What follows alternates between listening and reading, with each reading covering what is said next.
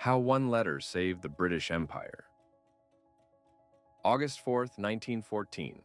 A single envelope crossed the English Channel. Inside, it were just 4 words that would pull Britain into the Great War, and in doing so, save an empire for a little while longer. By mid-1914, Europe had become a tinderbox of alliances. France and Britain on one side, Germany and Austria, Hungary on the other. Newspapers roared, "Europe at war!" Yet the clash would hinge on a tiny sovereign nation caught between them.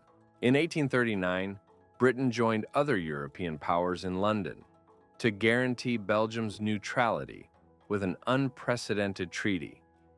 Signed in the wake of the Belgian Revolution, it bound Britain, France, Prussia, Austria, and Russia to defend that neutrality, no matter what. Why Belgium? Geography.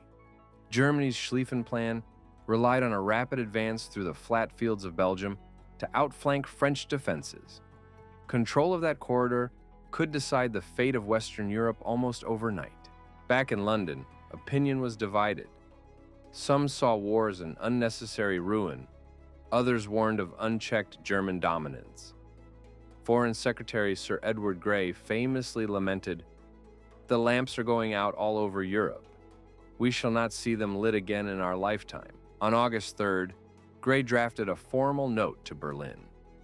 Penned in diplomatic language but with unmistakable force, it reminded Germany of Britain's treaty obligations and warned of consequences should Belgium's borders be violated. Then came the key 4 words.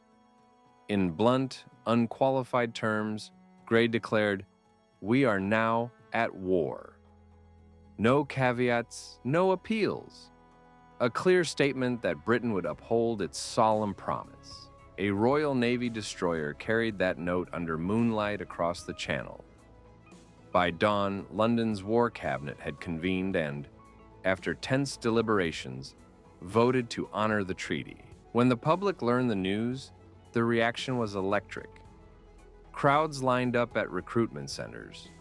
Within days, 500,000 men volunteered, united by duty, honor, and the belief that Britain must stand by its word.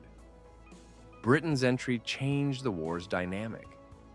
Without British forces on France's flank, Germany's advance risked enveloping Paris, and potentially Britain itself.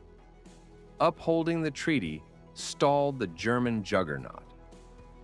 Moreover, the Dominions answered the call. More than 2.5 million soldiers from Canada, Australia, New Zealand, South Africa, and India enlisted, forging an unprecedented unity across the empire.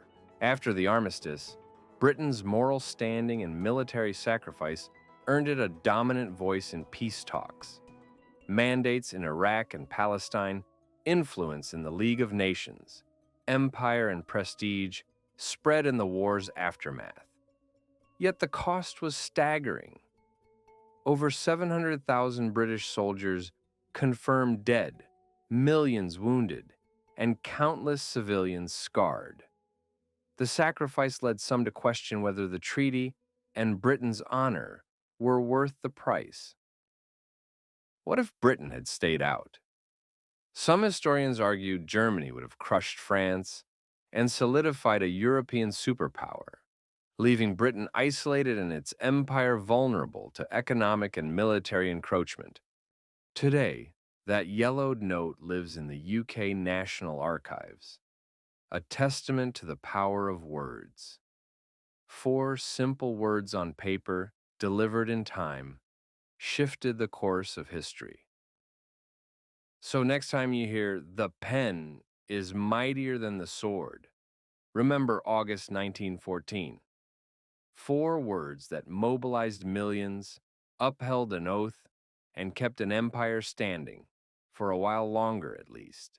If you enjoyed this deep dive, hit like and subscribe for more untold history. And don't miss our next video, The Letter That Ended World War II. Thanks for watching, and I'll see you in the next one.